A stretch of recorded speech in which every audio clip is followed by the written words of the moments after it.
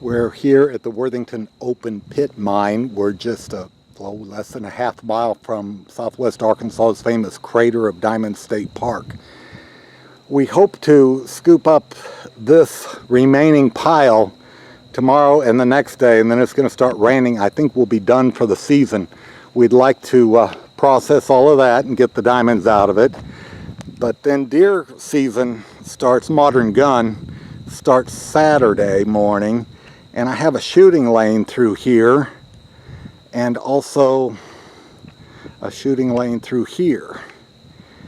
And I hunt, let me turn you around here. This is winter wheat that I planted for the deer to eat and also to prevent erosion on this hill. But the deer will come and eat this winter wheat, and they will also eat these turnip greens that I planted. So I've got things that'll grow in the winter time for the deer to eat. All this is winter wheat that's growing in here. But I sit inside this little deer stand. I open the door and hunt out of there. I have a game camera up here so I can see what's been coming by the feeder when I'm not here.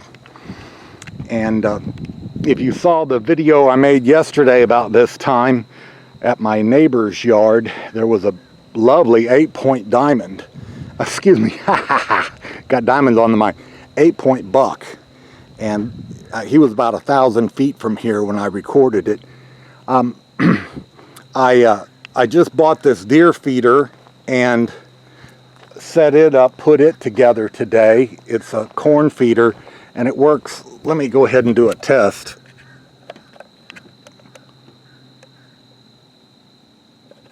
If it'll do it. Yeah, I got about 9 seconds to get back. I put this board on this side because when I tested it before, it was slinging the corn all the way over to the where I hunt. Okay, look at that corn coming out. And it's throwing it all the way over where I'm at.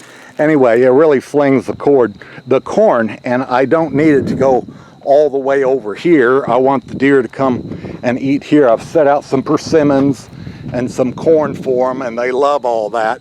Now, I know the sign says you can't bait deer, but actually you can in Arkansas bait the deer. This sign was given to me several years ago by Dwayne Hall and George Enterman of Colorado. They came out and diamond hunted with me at the crater, and they gave me that sign. I like it. So anyway, we're set up and my view is from over here, and this is a good spot to bow hunt from. And I was gonna bow hunt tonight, but I ran out of time. I need to go clean the plant out because we ran it today. I've got to get all the concentrates out and then jig the concentrates. So about to run out of daylight. As you can tell by the shadows, it's getting late evening. And anyway, hopefully the deer will find this and come by and eat. And Mac told me that 8-point buck I videotaped yesterday was the smaller of his 2 big bucks.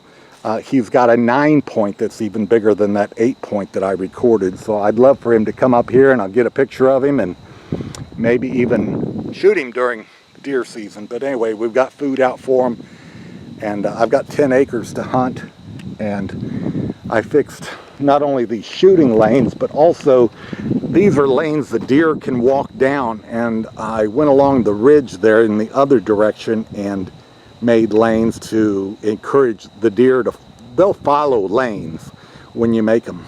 And so I've got lanes to kind of funnel the deer from my whole 10 acres right up here to where I will hunt. Now, last year there was an 11-point over on this ridge, and I shot and missed. It was during modern gun season, the 30-06, and I missed.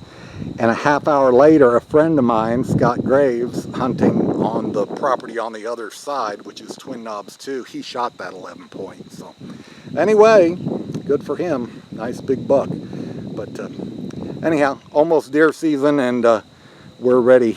We're gonna feed the deer, and maybe they'll feed us.